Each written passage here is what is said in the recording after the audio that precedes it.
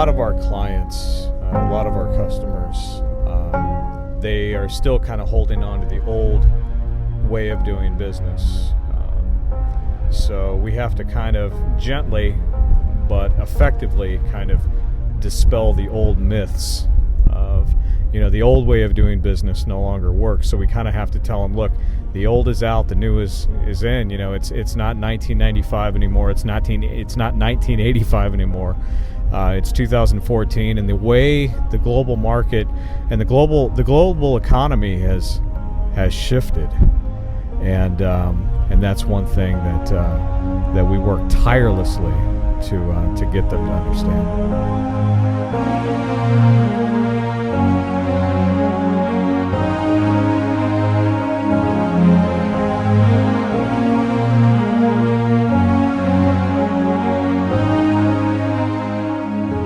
Hi, this is David Canigliaro, founder of DavidCanigliaro.com and author of Keeping Your Customers and Clients Addicted to You, and my first book, Who Says Reconditioners Can't Earn $250,000. Today I want to talk to you about a concept that's really going to change everything for you if you're in sales, if you're an entrepreneur, you're in business. And that's simply this. I want to go into a product that's really worked for us. It's like $1 million concept. I want to talk about in order to drive serious revenue streams to your company, you really need to adopt this principle, and that's simply this. I need you to envision with me, walk with me. This is something that we adopted a long time ago, and that's called creating a culture. Okay, creating a culture. And basically, it would go something like this. Years ago, I heard a story about Steve Wynn. He's the famous real estate mogul of Las Vegas, right? I mean, he's the developer of all these huge and lavish hotel/casino restaurants. And what he would do was every single year he receives like this 5 Diamond Award for serious excellence. Everyone on his staff seems to be on board. Can you imagine? Thousands of employees. Steve Wynn owns, in Las Vegas, he owns the Mirage, Treasure Island, the Bellagio, Wynn Las Vegas, and Wynn Encore. He owns all these hotels. So you can imagine he's got thousands of employees, and every single year, as head and shoulders above every other hotel and casino in Vegas, he's the one that always wins these awards for this fantastic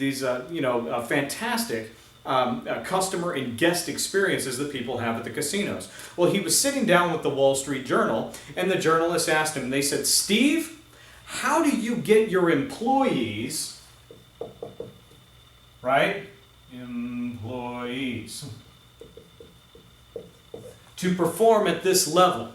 How do you know, for example, that the rooms on the 18th floor are being cleaned properly as on the 3rd floor?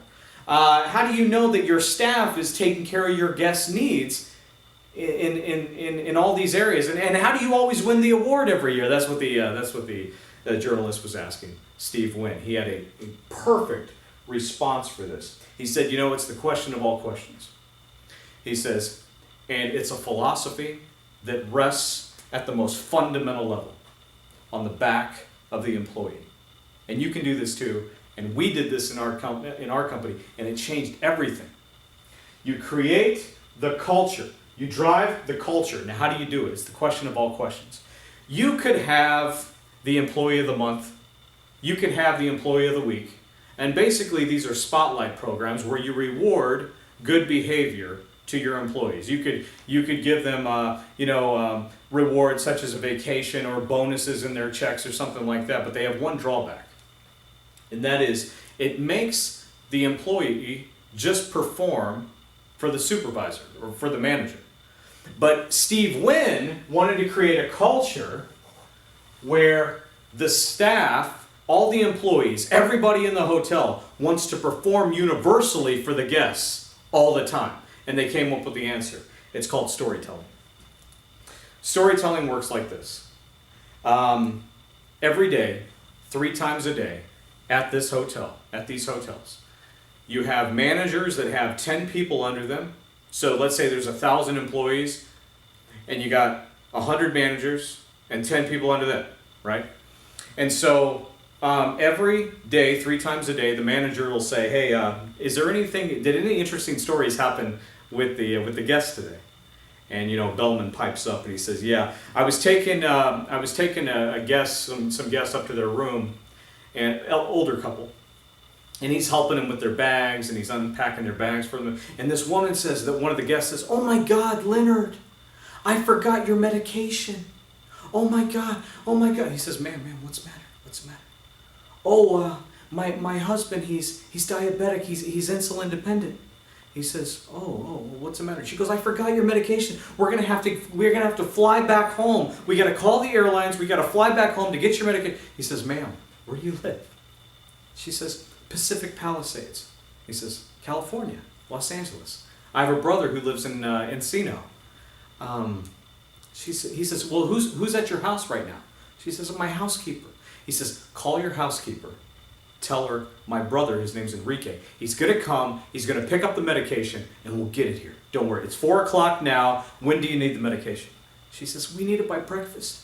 He says, "It'll be here. Don't worry. We got you. It's all good. We're going to take care of you." He goes downstairs. He tells his boss the story. He says, "What the heck? I haven't seen my brother in a while anyway. I'll call him. I'll tell him to go pick up the medication. He'll meet me halfway, and I'll bring the medication. I'll bring it back." So he says, "Go ahead and take off." That's exactly what happened. The kid drives, meets his brother, hangs out with his brother for a few minutes, gets the bag of medication, comes back to the bell desk, and he goes up to the front desk and he says, "Make sure that this gets up to room XY." Now, do you think that those people staying at that hotel will ever think that this is a normal hotel?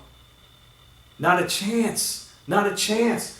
They're going to be your greatest promoters of this hotel. They're going to tell everybody, "You will not believe what Steve Wynn's company did. This bellboy called his brother. I thought my husband was going to die. I thought we were going to have to fly back home to get the medication." And this kid, he tells his manager this story. The manager gets on the phone. A photographer comes up, takes a picture of the bellboy, plasts his story. They underneath the hotel, they have where all the employees gather. And now you got closed circuit televisions all underneath this building where all the employees work, or they have the cafeteria and so forth, the break rooms. You got a picture of the bellboy and his story. And and now you've got 1,000 employees that are looking at the picture of that bellboy going, "Man, I gotta go get a story." So now you've got 1,000 employees looking for guests that have problems to solve. And that's how Steve Wynn wins in his business, and you can do the same thing. He who drives the culture drives the company, and he who drives the company will increase the revenues, but you can't do it without the employees. It's the employee-driven culture. And that's just an example. I know that's a little bit pragmatic. There's a lot of nuts and bolts that go into this, and we will go into a lot more of this on our website, davidcanigliaro.com. Check out the blog. We got a lot of free resources in there, and I hope this video has inspired you, or at least shown you a little bit about in order to get this, you got to have this, but they have to drive that.